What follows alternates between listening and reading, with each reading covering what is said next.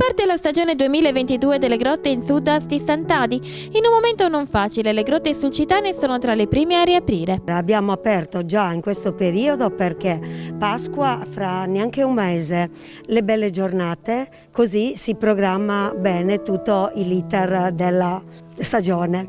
Vorremmo con tutte le nostre forze programmare, continuare a cercare anche delle novità perché le nostre grotte sono sempre belle. La coda dell'inverno non frena i primi visitatori, ma è per l'estate che si attende il boom di visite. A giugno quest'anno avremo un gruppo di turisti stranieri, soprattutto tedeschi.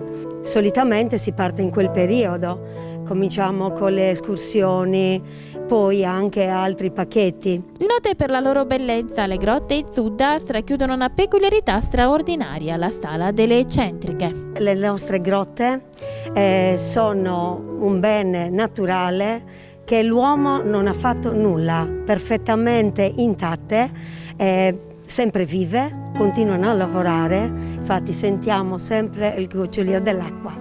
La Sala delle Eccentriche, detta anche delle spose, perché sono tutte ramificazioni come un bouquet di sposa.